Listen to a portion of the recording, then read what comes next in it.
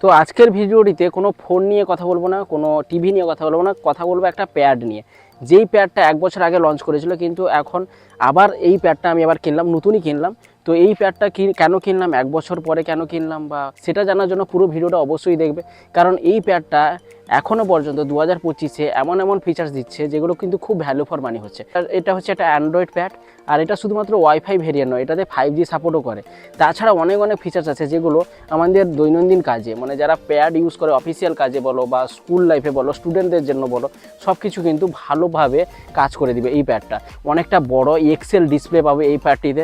তো সব কিছু কিন্তু এই ভিডিওতে আলোচনা করবো। তার আগে ভিডিওটি ছোট্ট একটা আনবক্সিং দেখে নাও, কারণ আনবক্সিং থাকলে ভিডিওর মর্যাদাটা কিন্তু একটু বেড়ে যায়। তাই এই প্যাডটারও কিছু আনবক্সিং আছে, ছোট্ট একটা আনবক্সিং। একটা হচ্ছে রেডমি প্যাড প্রো 5G। তো এটার ওয়াইফাই ভেরিয়েন্টও আছে, আর 5G ভেরিয়েন্ট ওয়াইফাই ভেরিয়েন্ট দুটোই আছে। বক্সটা কিন্তু অনেকটা বড়, যেহেতু প্যাড আসছে বক্সটা তো বড় হবে। আর বক্সের পিছনে কিছু হাইলাইটিং ফিচার্স আছে, যেগুলো তোমরা দেখে নাও। হাইলাইটিং ফিচার্স আছে যেগুলো ভিডিওতে আলোচনাও করে দিব। তারপর বক্স কাটলে সেই বড় একটা প্যাড। তো প্যাডটাকে দেখো পুরো ব্ল্যাঙ্কেট জড়ানো আছে, যেরকম লাগবে। প্যাডটা কিন্তু ভালো লাগছে। আর বক্সে আছে Type-C to Type-A কেবিল, আর আছে 33 ওয়াটের চার্জার প্যাডের বক্সেই থাকে, চার্জার ছাড়া প্যাড তো হয় না। আর ডকুমেন্টসের জ্ঞান আছে, আর সিম ইজেক্টর টুল আছে, যেহেতু এটা বলেছি 5G ভেরিয়েন্ট। সিম ইজেক্টর টুল বলছি যে হাইব্রিড সিম স্লট দেখতে পাবে, মানে একটা সিম কার্ড বা একটা মেমোরি কার্ড বা দুটো সিম কার্ড ইউজ করতে পারবে, 5G সাপোর্ট। এবার বলবো এই প্যাডটির ডিজাইন নিয়ে।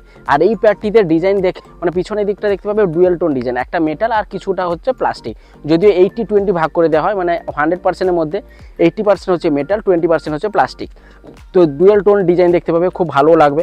এই ট্যাবটির ওজন 571 গ্রামের কাছাকাছি। তো এক হাতে হয়তো কিছুক্ষণ ইউজ করতে পারবে, কিন্তু 2 হাত লাগবে, কারণ বড় ডিসপ্লে আছে। আর 7.5 mm এর থিকনেস কিন্তু এই প্যাডটাতে পেয়ে যাবে।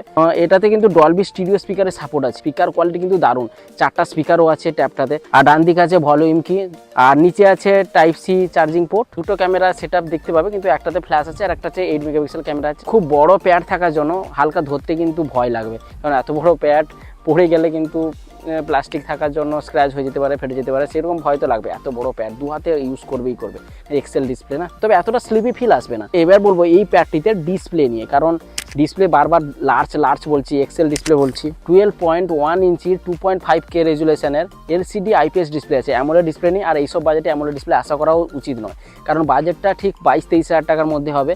তো এই রকম বাজেটে কিন্তু অ্যামোলেড ডিসপ্লে আশা করাটা ঠিক নয়। আর অ্যামোলেড ডিসপ্লে যদি দিতে হতো তাহলে কিন্তু প্রাইসটা অনেকটা বেশি হয়ে যেত, তখন কিন্তু ভ্যালু ফর মানি থাকতো না। তো এইরকম বাজেটে এই IPS LCD ডিসপ্লে কিন্তু ব্রাইটও আছে, তাই সেটা নিয়ে কোনো সমস্যা নেই। আর যে রিফ্রেশ রেট আছে, টাচিং এক্সপিরিয়েন্স খুব ভালো, স্মুথ টাচিং এক্সপিরিয়েন্স পাবে। বা ব্রাইটনেস খুবই ভালো, ডলবি ভিশনের সাপোর্ট আছে। 500 নিটসের পিক ব্রাইটনেস পাবে, 600 নিটসের HBM পাবে। আর আউটডোরে ইনডোরে আমি সব জায়গায় চেক করেছি, তোমাদের ইউটিউব ভিডিও দেখাচ্ছি, সব জায়গায় কিন্তু মাল্টিমিডিয়া এক্সপিরিয়েন্স ভালো। এমনি স্পিকার লাউড, ডলবি ভিশনের সাপোর্ট আছে, ডলবি স্পিকারের সাপোর্ট আছে। তো সব মিলিয়ে এই ফোনটিতে কিন্তু মাল্টিমিডিয়া এক্সপিরিয়েন্স কিন্তু খুব ভালো হবে। IPS ডিসপ্লে থাকলেও পিকচার কোয়ালিটি খুব ব্রাইট, কালারগুলো পাঞ্চি টাইপ আছে, খুব ভালো ডিটেলিং ঠিকই আছে। মানে সত্যিকারের সিনেমেটিক এক্সপিরিয়েন্স পাবে এই ট্যাবটাতে মাল্টিমিডিয়া দেখার সময়। বড় ডিসপ্লে থাকার জন্য আরও দারুণ লাগবে। ফোনটিতে সফটওয়্যারে দেখলে HyperOS আছে, যেটা রেডমি ফোনে থাকে, সেরকম রেডমি প্যাডেও আছে। রেডমি ফোনে যেরকম HyperOS এর এক্সপিরিয়েন্স পাবে, সেরকম প্যাডেও HyperOS এর এক্সপিরিয়েন্স সেম। তো ফোন আর প্যাডের সেরকম আলাদা এক্সপিরিয়েন্স আমার মনে হয়নি, দুটোই সেমই লেগেছে। যখন কিনবে out of the box Android 14-এর আপডেট আছে, কিন্তু আমার কাছে আমি যেহেতু 1 বছর পরে কিনেছি, তো অ্যান্ড্রয়েড 15-এর আপডেটও চলে এসেছে। তো আপডেট করে নিয়ে আমি তোমাদের ট্যাবটাকে দেখাচ্ছি। 2 বছরে তোমরা মেজর আপডেট হবে, 3 বছরে সিকিউরিটি আপডেট হবে, মানে আর একটা আপডেট হবে, অ্যান্ড্রয়েড 16 পর্যন্ত আপডেট হবে, কিন্তু 3 বছরে সিকিউরিটি আপডেট পেয়ে যাচ্ছ। তো মাল্টিটাস্কিংয়ে কোনো রকমের প্রবলেম হবে না, 4-5টা উইন্ডো একসাথে চালাতে পারবে পুরো ভালোভাবে। যেরকম একটা প্যাডে কাজ করার সময় 3-4টা উইন্ডো লাগে, সেরকম এই প্যাডেও সেরকম কিন্তু এক্সপিরিয়েন্স ভালো। তো সেই রকম আমার তো অসুবিধা হয়নি, 4-5টা উইন্ডো আরামসে ইউজ করতে পারবে। আর একটা ফ্লোটিং উইন্ডোর সিস্টেমটাও আছে, ফ্লোটিং উইন্ডো কিন্তু কাজ করার সময় কিন্তু ভালো এক্সপিরিয়েন্স দিবে। তো অফিসিয়াল যারা কাজ করো তারা কিন্তু সুপার এক্সপিরিয়েন্স পাবে ফ্লোটিং উইন্ডো আর একসাথে 4-5টা মাল্টিটাস্কিং উইন্ডো খোলার জন্য। কিবোর্ড লাগিয়ে পেন্সিল লাগিয়ে ইউজ করবে না, এর এক্সপিরিয়েন্সটা পুরো ল্যাপটপের মতো হয়ে যাবে। মানে 25-30 হাজার টাকায় একটা ভালো কোয়ালিটির ল্যাপটপ ফিল আসবে। তো ল্যাপটপে ফিল আনার জন্য কিন্তু কিবোর্ড বা তোমাদের পেন্সিল ইউজ করা দরকার, সেই দুটো কিন্তু এর সাথে যদিও ফ্রি দেয় না, তোমাদের বাইরে থেকে কিনতে হবে। সেটা ইউজ করার পরে কিন্তু এর এক্সপিরিয়েন্সটা আলাদা লেভেলে চলে যায়, পুরো ল্যাপটপ এক্সপিরিয়েন্স পেয়ে যাবে, মানে প্যাডে ল্যাপটপ এক্সপিরিয়েন্স। এমনি বড় ডিসপ্লে, তার উপর আবার কিবোর্ড লাগিয়ে দিচ্ছ, তো ভালো এক্সপিরিয়েন্স পেয়ে যাবে। এবার বলবো এই ফোনটিতে ব্যাটারিতে মনস্টার ব্যাটারি আছে, যেটা 10,000 mAh ব্যাটারি আছে, যেটা পাওয়ার ব্যাঙ্কে থাকে আমরা সাধারণত দেখেছি।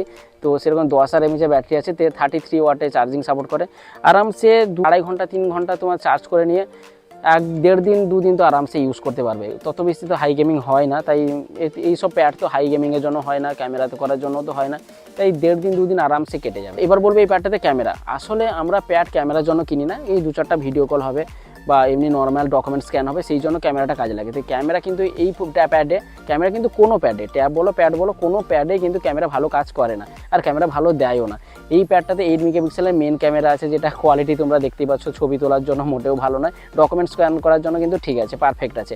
আর ভিডিও কোয়ালিটি তোমরা দেখতে পাচ্ছ, এটা হচ্ছে ব্যাক ক্যামেরাতে ভিডিও, আর এটা হচ্ছে সেলফিতে ক্যামেরা। যদিও প্যাডে কেউ ক্যামেরা বলো বা সেলফিতে বলো কেউ ভিডিও করে না, মোটামুটি কাজ করবে, স্ক্যান করবে, চলে যাবে। আর 8 মেগাপিক্সেলের সেলফি আছে, যেটা কোয়ালিটি তোমরা আন্দাজ করে নাও, ডিসেন্টই বলতে পারো বা তার থেকে লো বলতে পারো। এই প্যাডটাতে তোমাদের রেডমি ইকোসিস্টেম পেয়ে যাবে, রেডমির যেগুলো ফ্ল্যাগশিপ ফোন সেই ফোনগুলির ইকোসিস্টেম এই প্যাডটাতে ভালো কাজ করবে। এই যে প্যাডটাতে আমি ক্যামেরা নিয়ে বলে দিয়েছি, ব্যাটারি, ডিসপ্লে সব কিছু নিয়ে বলে দিচ্ছি, প্রসেসর নিয়ে বলা হয়নি, প্রসেসর নিয়ে বলছি। এই প্যাডটির প্রসেসর কিন্তু অতটা স্ট্রং নয়। স্ন্যাপড্রাগনের 7S Gen 2 এর প্রসেসর আছে, যেটা এই রকম বাজেটের ক্ষেত্রে এই প্রসেসিং ঠিক আছে, কিন্তু এটা যে পুরো হাই পারফরমেন্সের জন্য এই প্রসেসর নয়। তোমরা এই যে প্যাডটাতে বড় ডিসপ্লের জন্য গেমিং করতে পারবে, গেমিংয়ে কোনো রকম অসুবিধা নেই, তবে বেশি গেমিং করলে, হাই গেমিং করলে কিন্তু ল্যাগ করবে। তখন কিন্তু এত যে মাল্টিটাস্কিং, মাল্টি উইন্ডো সাপোর্ট বা তোমাদের গেমের সময় ফ্রেম ড্রপ, এগুলো কিন্তু হালকা ল্যাগ হবে। তো সেইগুলো লক্ষ্য রাখতে হবে, এমনকি প্যাডটা গরমও হয় গেমিং করার সময়। তো পারফরমেন্স সেন্ট্রিক কিন্তু এই প্যাডটা নয়, পারফরমেন্সটা ডিসেন্ট টাইপের দিয়েছে। তো মোটামুটি মাল্টিমিডিয়া ইউজের জন্য বা এমনি নর্মালি অফিস ওয়ার্ক করার জন্য, স্টুডেন্ট ওয়ার্ক করার জন্য এই প্যাডগুলো ঠিক আছে। Performance centric, gaming centric pad কিন্তু এগুলো নয়। 22,000-23,000 টাকা বাজেটের ক্ষেত্রে কারো যদি ডিসপ্লে পছন্দ হয় এবং নর্মাল কাজ করতে চাও, ভালো স্টুডেন্ট লাইফের কাজ, অফিস ওয়ার্কের কাজ করতে চাও, তাদের ক্ষেত্রে এই প্যাডটা কিন্তু খুব ভ্যালু ফর মানি হবে। কিন্তু গেমিং এর ক্ষেত্রে কিন্তু এই প্যাডটা নয়, এটা অন্য এর প্যাড আছে, রেডমির প্যাডও আছে, স্যামসাং এর প্যাডও আছে, তখন সেগুলো তোমরা পছন্দ করবে। সেই সব প্যাডের কিন্তু প্রসেসরটা দেখে তখন কিনতে যাবে, এই প্যাডটা কিন্তু পারফরমেন্সের জন্য নয়। তো আজকের ভিডিওটা এই পর্যন্ত। ভিডিওটা যদি ভালো লেগে থাকে অবশ্যই লাইক করে সমস্ত বন্ধুদের সাথে শেয়ার করে দাও। আর বিগ বিলিয়ন ডে সেল আসছে, গ্রেট ইন্ডিয়ান সেল আসছে, অ্যামাজন, ফ্লিপকার্ট থেকে সব বড় বড় সেল আসছে, সেই সেলগুলোর পুরো পারফেক্ট ভিডিওগুলো আনছি। সেই সব ভিডিও দেখার জন্য চ্যানেলটাকে অবশ্যই সাবস্ক্রাইব করে পাশের বেল আইকনটাকে প্রেস করে রাখবে।